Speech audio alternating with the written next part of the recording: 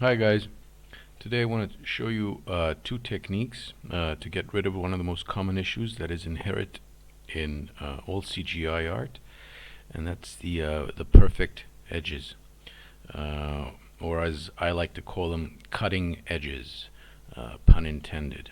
There's not a lot of edges in the real world that are as clean and straight as the ones created by a computer, and they look pretty bad. This and repetitive texturing are one of the first two issues for me that I like to know how to solve before I jump into a project. Uh, I'll be talking about repetitive texturing in future videos, but for now let's look at the cutting edge issue. There's quite a few techniques to achieve this, and some workflows involve more intricate solutions, and I will be talking about these other techniques in later videos. I will be showing you the two techniques that are both simple and effective and work in a lot of situations. Um, so by combining our two techniques, we will try to get from something like this to hopefully something like this, which I think uh, you can see the difference in. So let's get started, and let's jump into 3D Studio Max and see how to begin. Right, so here we are in 3D Studio Max. I'll be using 3D Studio Max for this tutorial, but you can follow along in the software of your choice. However, I would like to point out that in order to complete this tutorial, we will be using a third-party plugin that is available for 3D Studio Max. I believe that it comes natively in Blender, and I'm sure it exists for Maya too.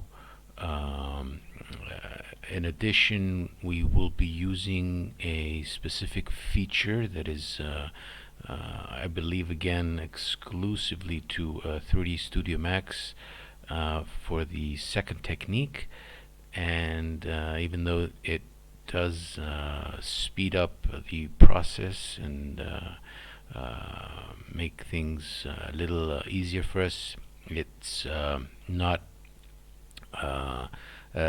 necessary to have, and I'm sure that there must be plugins available for the other packages. The first technique I want to show you is called the face weighted normals technique. This is a technique that creates a simple but effective way to quickly eliminate any cutting edge geometry quickly and with very little cost. Before we attempt to implement it, as I said before, we will need to install a plugin called Weighted Normals by Martin Buij, and it can be found at this link that is on the screen. It's free. Installation instructions are also on the site, so I won't be covering that. Once you've downloaded and installed it, let's continue. So hopefully you've all downloaded and installed the plugin, and you should be able to get the pop-up like so. And now what we will be doing is selecting all the corner edges that we would like to apply this effect to. So if I select my mesh, I have actually already selected all the edges to speed up the video, and with that I will come here and simply chamfer those edges. In this case I will be using a value of 2. I think it's a good amount, and now we have nice chamfered edges. I want to make a note here. You can experiment with different chamfer values. However, it's always good practice to remain consistent, and because we will be combining the second technique with the first, it will definitely be something that will benefit you if you do stay consistent throughout. Right, so the next step in the process is to smooth out the faces in our geometry, and we can quickly do that by just simply selecting all our faces and coming up to our smoothing group here, and increasing the threshold a little, and then just clicking on auto smooth. And with that, we have created some nice beveled edges in our geometry, and however, at the same time, we've introduced some major issues in the shading. And this is where our plugin, we will be using the plugin we installed, and once you open it, there's really nothing much to it. There's only one button, and this is where we will be generating our weighted normals. So just simply click on the generate button, and what you will see is that all our shading issues are immediately fixed, and you can also see how we have created this these nice beveled edges in our geometry. So what this does is average out the normals to create a surface that angles them based on the adjacent normals, effectively averaging them all out. As you can see, it's quite an effective technique, and it's also very cheap to use. So let's try and do this one more time. This time let's do it on our arch here. What I will do is go through the same process. I will select my edge, and I will chamfer it. Perhaps one is a little too high. Let's go 0.3 maybe, something like that maybe, or even 0.5.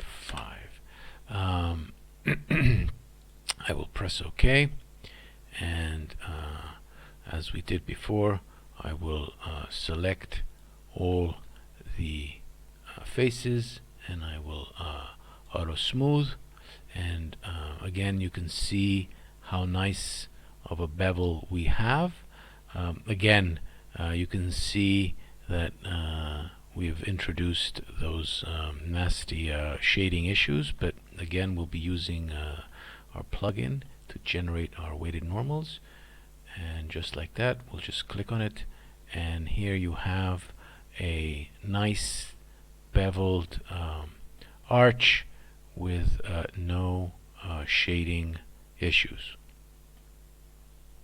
So one more time again, I will delete our weighted normals so that we can do it from the beginning. I will select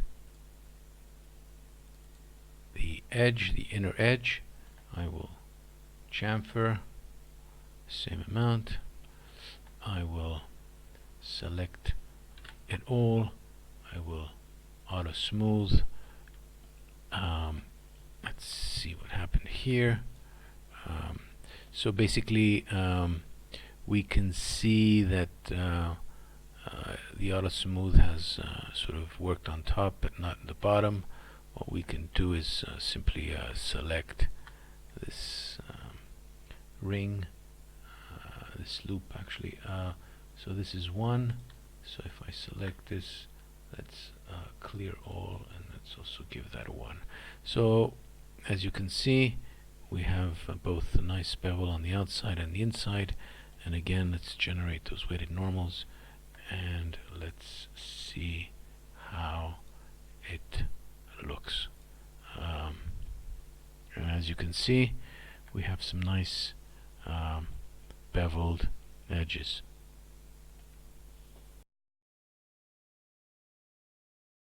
So that basically is it for the first technique. Let's look now into the second technique, which is our mesh edge decals. And this is an effective and cheap way to add more variation on our edges.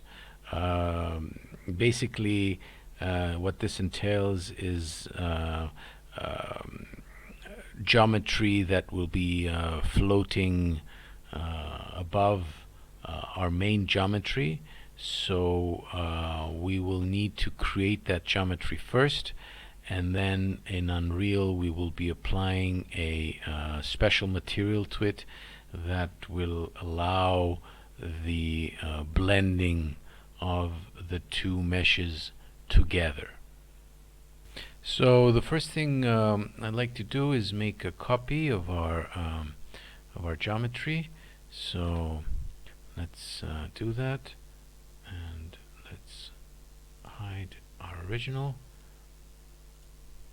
Right, so here we are, and what we will be doing is creating a small part of this edge that will be our geometry that will be floating on top. And the way to achieve this is to use the slice tool to give us the edge that we want to use as floating geometry. I will first delete the weighted normals that we did before, as now they are a little in the way. I will also select all my polygons and clear all my smoothing groups so that I have a better view of what's going on. And now I will use the slice tool in 3ds Max, slice plane, and I will rotate this 90 degrees, and with that I will bring it somewhere here. So this will be the one of the sides that I will be cutting into. So I will slice, I will rotate this again by 90 degrees, and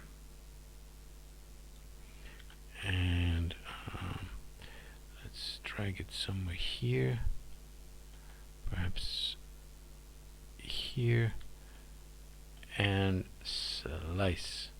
So here we've if I select our mesh, you can see what the piece of geometry that we just created.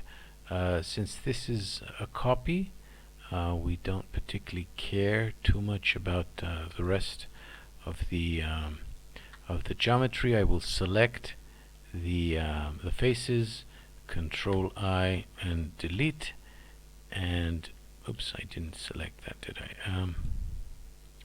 Sorry, I did not select. Right, Control I and delete.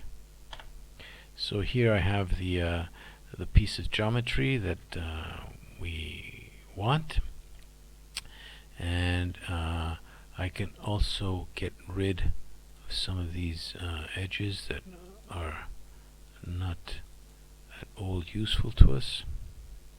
So I will just hold the Control, remove, so that all the vertices are also removed with it.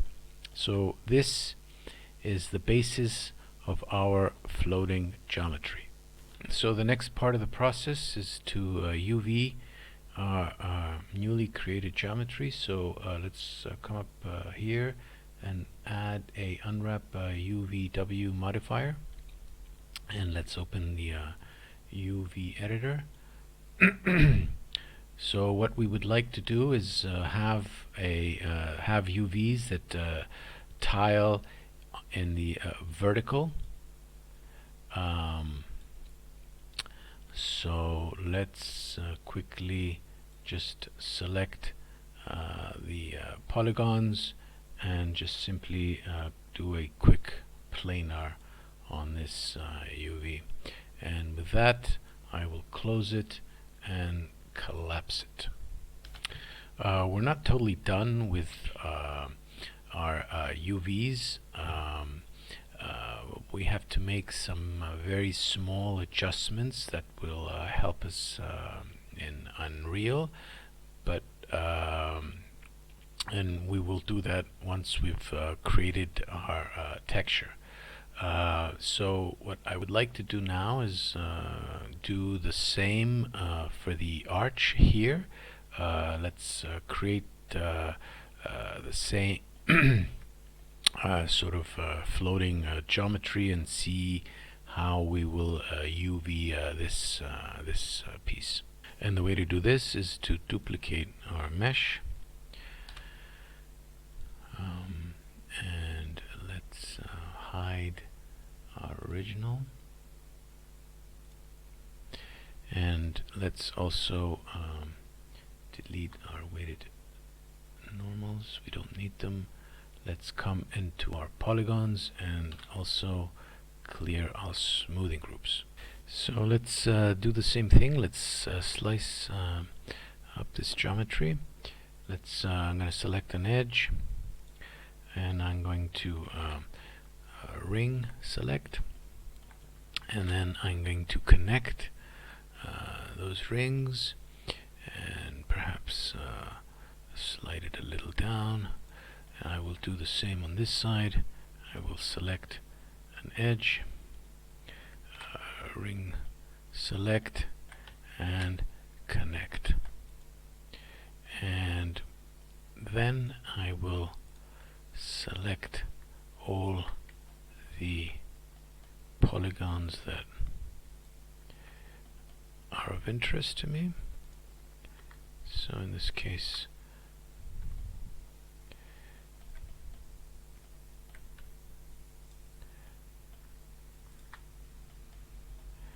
here, and perhaps here too, and we will fix that. So then what I will do is Control I, same thing, and delete, and this is our floating geometry. Just to fix this very quickly, what I will do is I will take the vertices, and I will take them, weld them there, and just align them here. Same with this side. Let's quickly weld this to here, and then let's weld this one too, actually.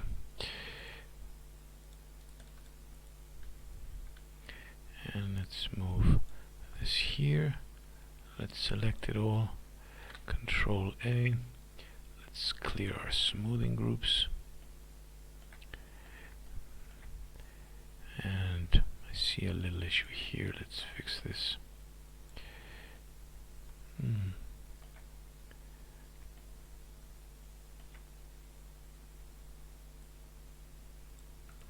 There you go. Same with this. Right, so here is our geometry. We can again come and take this out because we really don't need this. Control remove, and this is our final geometry. Remember how before I mentioned that I'll be using a tool that is unique to 3D Studio Max, and this is the time to show it to you. Let's again come and apply an unwrap UVW, and let's open our UV editor and let's take a look. So what we need to do is similar to what we did for our edge mesh, and that is to align the UVs in the vertical. And obviously you can see that we have a geometry that is arched, and if I select my my faces here and do a quick planar, you will see that what we get is the UVs arching, and this is not what we want. Well, how do we do this? Well, there's a couple of ways we could do this. We could manually stitch the UVs and align them the way we want, but there's an easier way in 3D Studio Max that I want to show you. And the way this works is as follows. First you select the edge, or an edge loop to be more specific, of the geometry, and not an edge ring, which is a little counterintuitive, but that's how it works. And once you do select the edge, you will see the a button here under the wrap heading that is available to us. And what this does, it basically will unfold the strip from the loop. So let's see it in action. First let me make this a little bigger so you can see what's going to happen. So I'm just going to click on the button, and immediately we have our UV'd geometry aligned the way we want. One thing to note is that it does get a little overscaled, but that's nothing. There's nothing we can do about it. We just simply select it and just simply scale it down to the UV space. And then from here, if we want it in the vertical, all we have to do is simply just rotate it, and again just pack it. And just like that, we have UV'd this arched geometry in a straight and linear sort of fashion.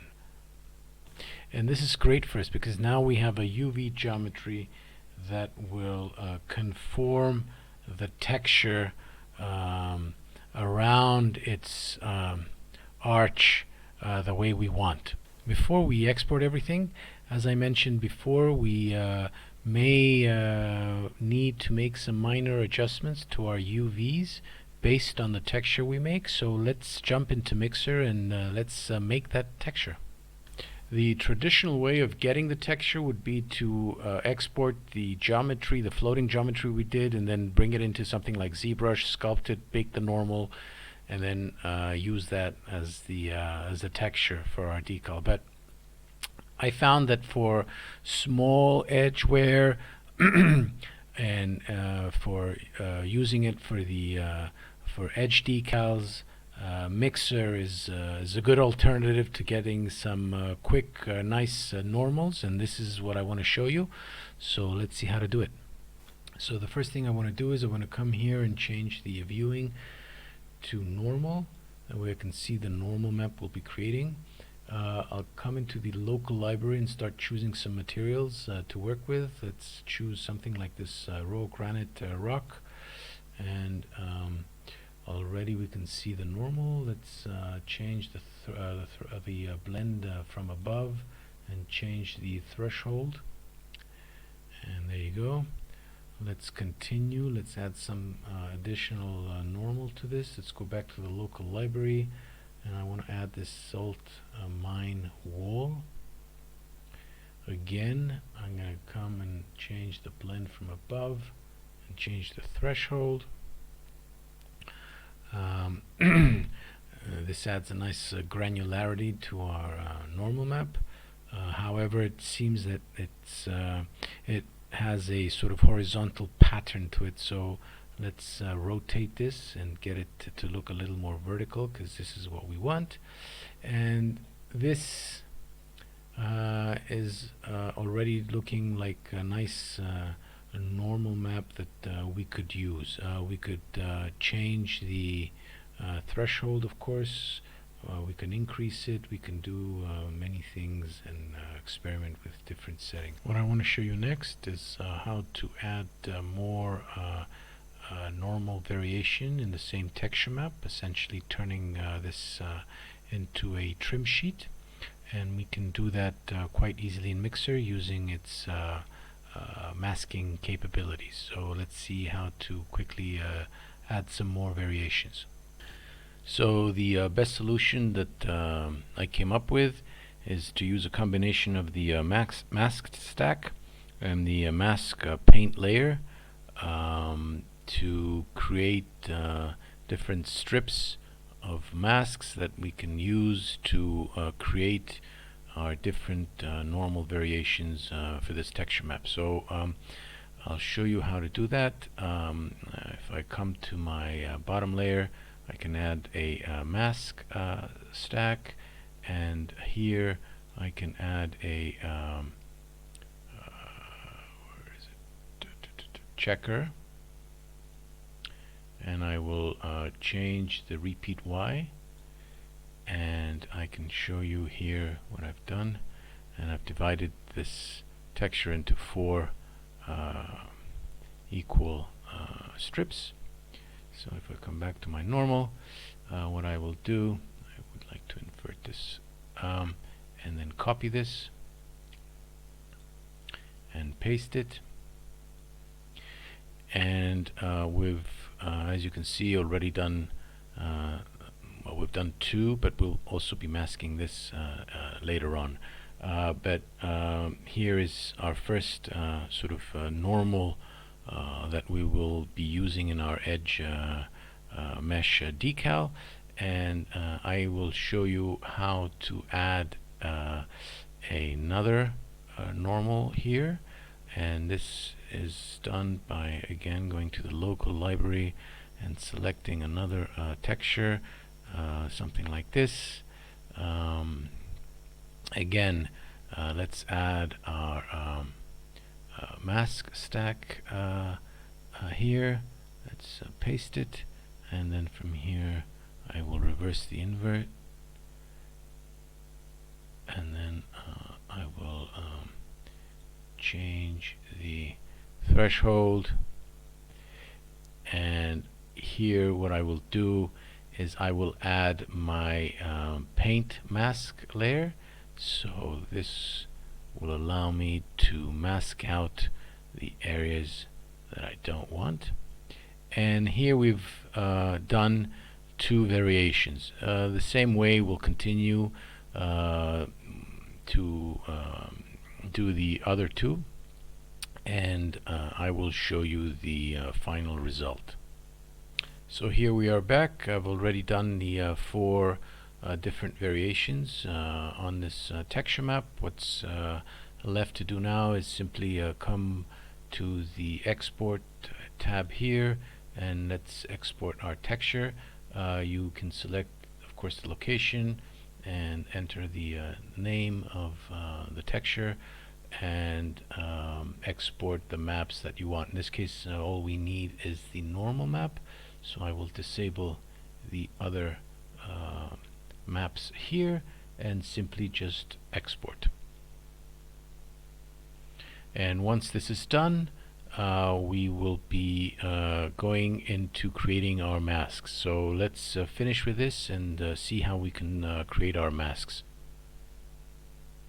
Here we are. I'm using a Photoshop alternative called Krita, which is very similar but free.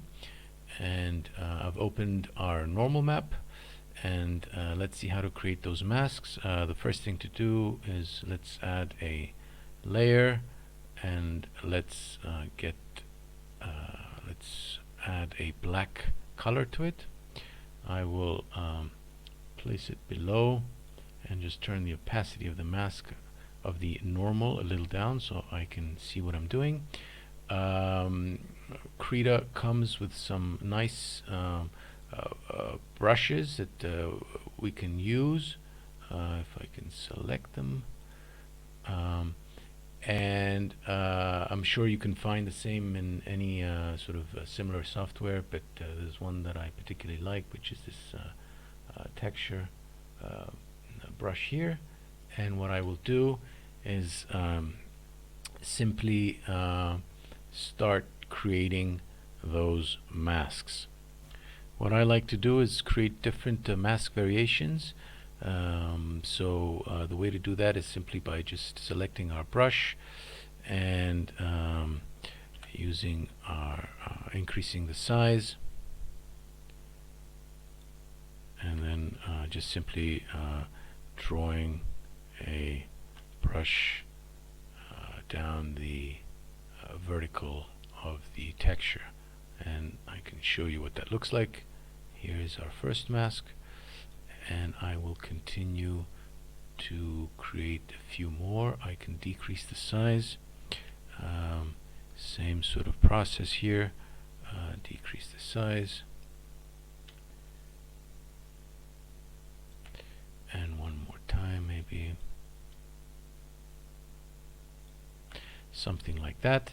And then what I can also do to add more variation is I can sort of come and take away parts of the mask, even though our brush has a nice variation built in.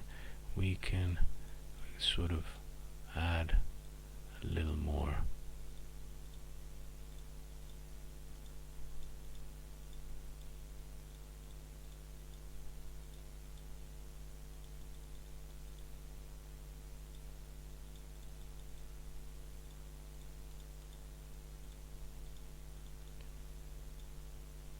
Right. You get the idea. And now what we need to do is make sure that this mask that we've created is tileable. And let's see how to do that. And the way to do that is to offset our image.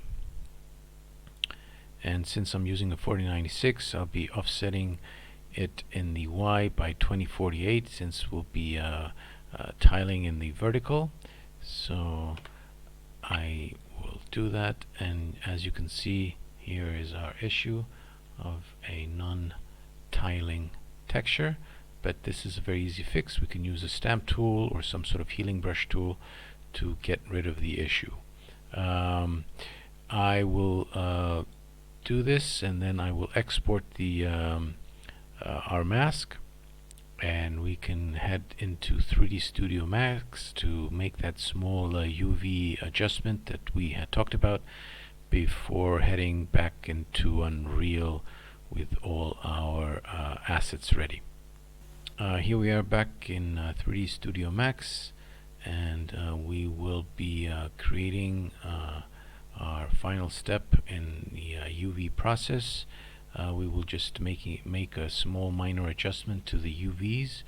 It's not such an important step, as we will be creating a material in Unreal that will allow us to shift the texture in the mask, but it's always good practice if you want to do this straight from 3ds to Unreal. And the first thing I want to do is create a material, standard material, and I would like to import the mask we just created into our opacity slot.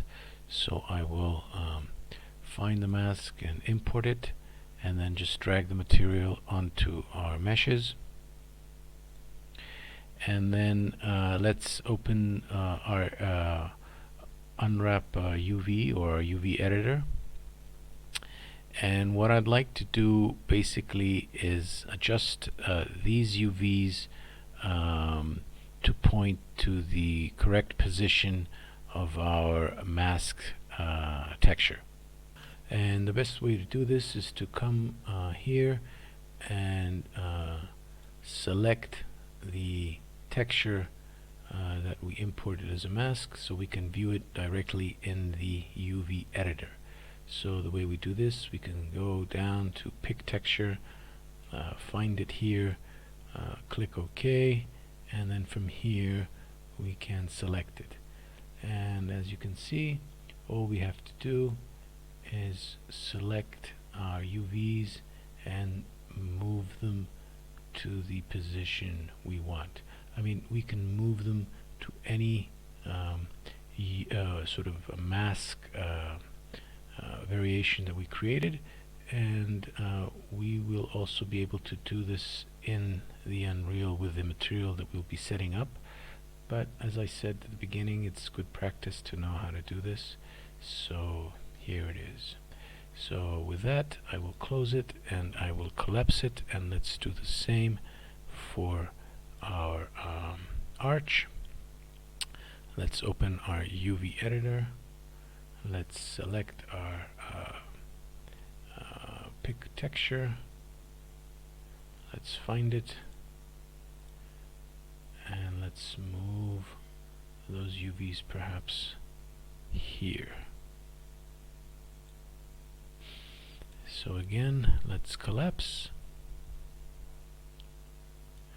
So one more thing that we could do is, if we unhide our main mesh, we can add a push modifier to our floating geometry,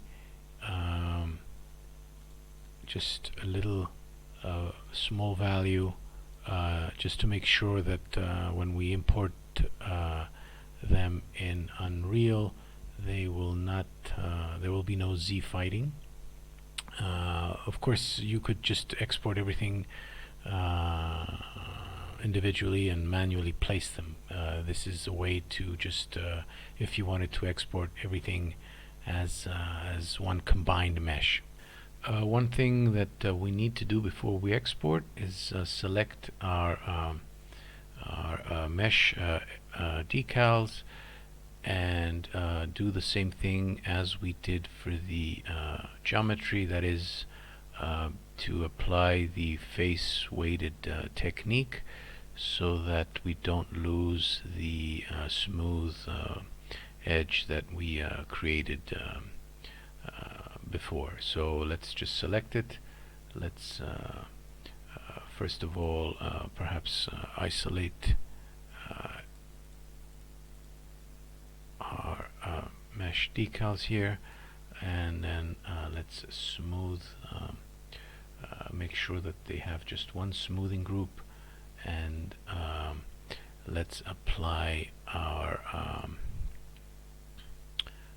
plugin here, and let's generate it, and let's do the same for our arch. Let's make sure that we've selected all our faces. Let's clear all, let's apply one, and with that let's simply just generate our face weighted normals. And now we're ready to export, and let's move to Unreal. So here we are in Unreal, and I have imported our mesh and our textures to build our mesh edge decal material. As you can see, our geometry here has some nice beveled edges at no real cost, as we saw, and you can easily see the difference between this and the rooftop that I have not applied the face weighted normal technique. So with that, let's try and build a nice material for our edge decal, and let's see how to apply it to our geometry. So let's build our material, and let's name it.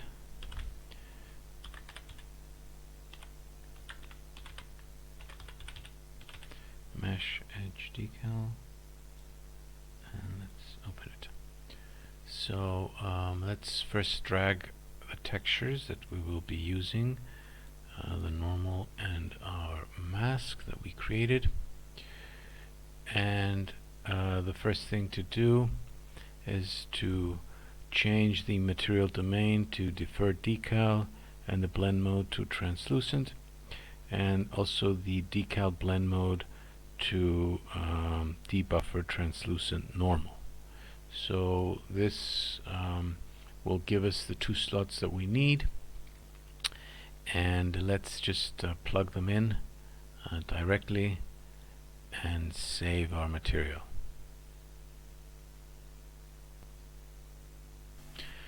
Before we go on, let's apply our material to our mesh edge decals. Let's first drag them into our scene and place them at the position that we want. Let's do the same for our arch here. One thing to note is that before I exported the geometry, I relocated the pivot point at one of the corners so that I can have better control of tweaking the mesh in Unreal, and this is quite helpful if you want to position them exactly where they need to be. And with that, let's create a material instance of the material we started making, and let's quickly rename the material. Here it is, and then let's just drop it onto our decals and see on our geometry and see what this will give us. And as you can see, we've already started to get the effect that we want. However, this is still a work in progress because we can still add some more control in the material. So let's head back into the material editor and let's do that. So let's open that material and add those controls. Let's start with our opacity mask. What I'd like to do is add the ability to shift our mask left and right to try out our different masks that we created before. And the way to do that is by adding a text coordinate and adding a control for our hue parameter. So in order to do that, we can append and use a constant for our V, since we will not be changing that. And let's add a parameter just for our U, and let's name that into mask horizontal shift, say.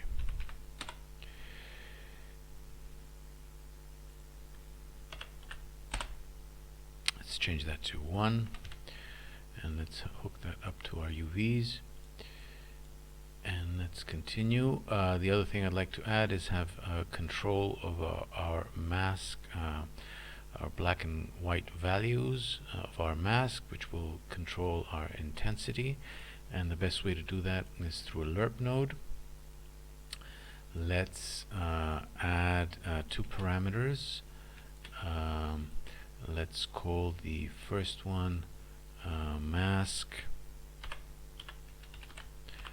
black value, and let's hook that up to our A, and let's rename this one also mask white value, and let's change that default to 1 and hook that up to B. And then I would also like to add an overall mask control, and I can call this mask overall intensity, and let's make that also a 1, and let's hook that up to opacity, and this will be all for our mask. Let's do something similar for our normal. What I'd like to do for the normal is have the ability to tile it in the vertical as well as shift it in the horizontal, so we can do that very easily using a similar approach. So let's multiply with an append, but this time let's reverse the constant, and let's have it on the hue, and let's have a parameter in the V, and let's call it normal vertical tiling, and let's change the default to 1. And then we want the exact same thing as we did here, so all I'm going to do is just simply copy this and just simply hook it up, and let's just change this to normal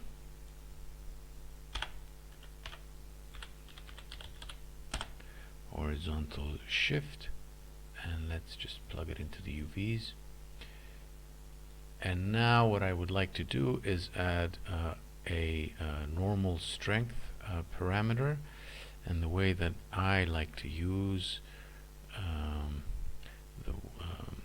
the method I like to use is to control the red and green channel through a single parameter here, and let's call it normal strength, and let's change the default to 1, and let's append to get a 3-channel vector here.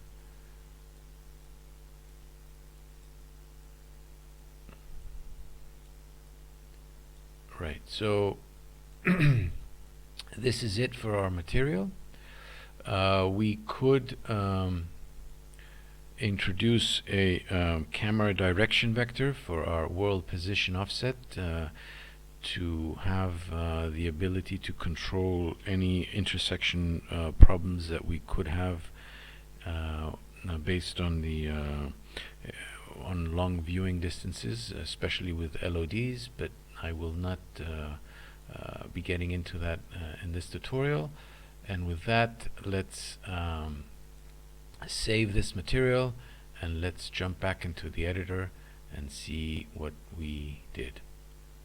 So let's open the material instance and turn on our parameters, and let's tweak them to see what we can do. We can increase the normal strength of our mesh edge decal.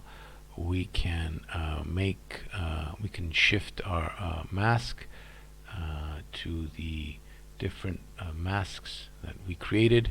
We can also shift the normal now to give it a totally different effect. We could play with our mask values to tweak them and make sure that we are getting the exact effect that we are after.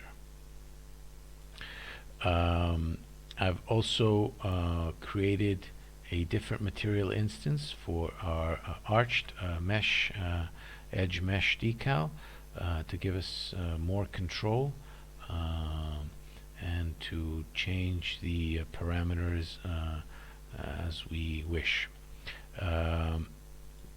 The other thing that I wanted to show you is, of course, the ability of this modular ability of mesh edge decals by simply copying them and then just placing them in any place that we feel we need to. So in this case, let's just quickly position this to something like so. We can scale it up to fit our